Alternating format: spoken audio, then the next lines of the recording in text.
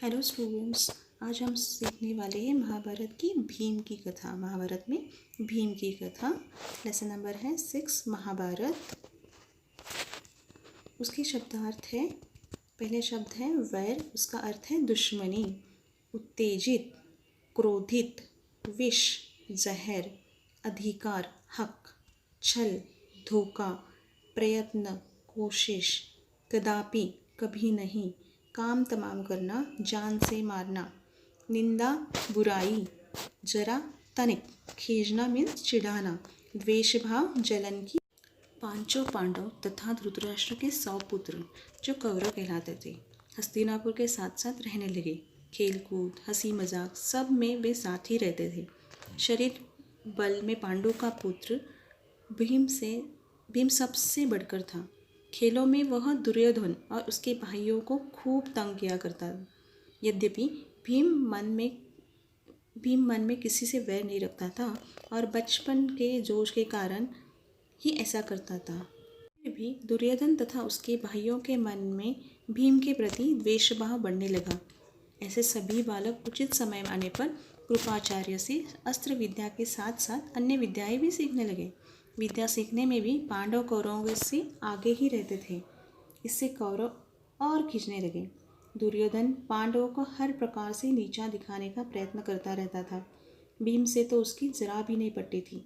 एक बार सब कौरवों ने आपस में सलाह करके यह निश्चय किया कि भीम को गंगा में डुबोकर मार डाला जाए और उसके मरने पर युधिष्ठिर, अर्जुन आदि को कैद करके बंदी बना लिया जाए।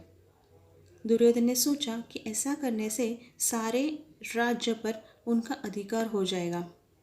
एक दिन दुर्योधन ने घूम घाम से जल क्रीड़ा का प्रबंध किया और पांचों पांडवों को उसके लिए न्योता दिया।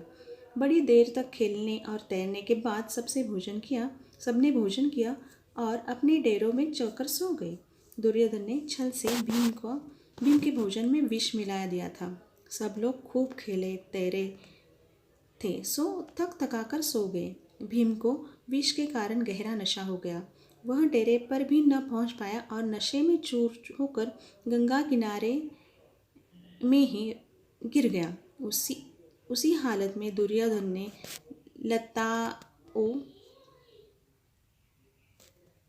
लताओं से उसके हाथ पर बांधकर उसे गंगा में बहा दिया।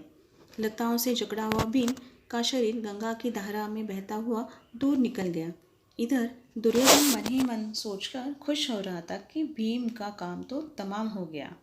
जब युधिष्ठिर आदि जागे और भीम को न पाया तो चारों भाइयों ने मिलकर सारा जंगल तथा गंगा का वह किनारा जहाँ जल क्रीड़ा की थी छान डाला, पर भीम का कहीं पता न चला। अंत में निराश होकर दुखी हृदय से वे अपने महल को लौट आए। इतने में ही क्या देखते हैं कि भीम झूमता झामता चला आ रहा है। पांडवों की ओर कुंती के आनंद का ठिकाना न रहा। युधिष्ठिर, कुंती आदि ने भीम को गले से लगा लिया, पर यह सब हाल देखकर कुंती को बड़ी चिंता हुई।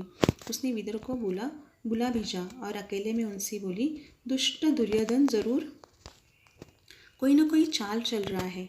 राज्य के लोभ में वह भीम को मार डालना चाहता है। मुझे तो इसकी चिंता हो रही है। राजनीति कुशल विदुर कुंती को समझाते हुए बोले, तुम्हारा कहना सही है, पर कुशल इसी में है कि इस बात को अपने तक ही रखो। प्रकट रूप से दुर्योधन की निंदा कदापि न करना, नहीं तो उसका द्वेष और बढ़ेगा। इस घटना से भीम बहुत उत्तेजित हो गया था।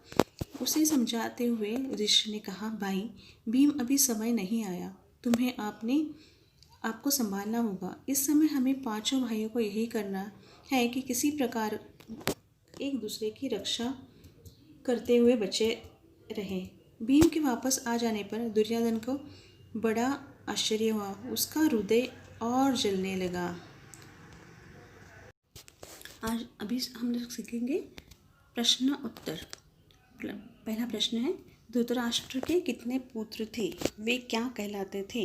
धृतराष्ट्र के 100 पुत्र थे, वे कौरव कहलाते थे। दूसरा प्रश्न है, शरीर बल में सबसे बढ़कर कौन था? शरीर बल में पांडु का पुत्र भीम सबसे बढ़कर था। प्रश्न तीसरा है, खेलों में दुर्योधन और उसके भाइयों को कौन तंग किया करता था? खेलों में दुर्योधन और उसके भाइयों को भीम तंग किया करता था।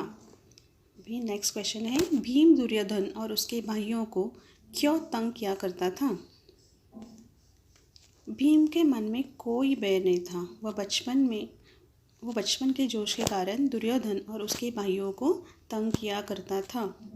कौरव और पांडवों ने अस्त्र विद्या कैसे सीखा? कौरव और पांडवों ने अस्त्र विद्या कृपाचार्य से सीखा। नेक्स्ट क्वेश्चन है, सब कौरवों ने आपस में सलाह करके भीम के साथ क्या करने का निश्चय किया? सब कौरवों ने आपस में सलाह करके निश्चय किया कि भीम को डुबोकर मार डाला जाए और उसके मरने पर युधिष्ठिर, अर्जुन आदि को कैद करके बंदी बना लिया जाए। किसने भीम के खाने में विष मिला दिया था? दुर्योधन ने भीम के खाने में विष मिला दिया था। भीम पर विष का क्या असर हुआ? भीम को विष के कारण गहरा नशा हो गया था। दुर्योधन ने नशे पड़े भीम के साथ क्या किया? उत्तर है, दुर्योधन ने नशे पड़े भीम के हाथ पैर को लताओं से बांधकर गंगा में बहा दिया। पांडवों और कुंती का आनंद ठिकाना क्यों न रहा? भीम को जीवित देखकर पांडवों और कुंती के आनंद का ठिकाना न रहा। कौरव भीम से क्यों बैरभाव रखते थे? अगर आपको ये चैनल पसंद आया, ये वीडियो अच्छा लग रहा है तो please like it, subscribe it and comment it. Thank you. अभी आप नेक्स्ट वीडियो में देखोगे नेक्स्ट लेसन हिंदी का महाभारत का। Thank you.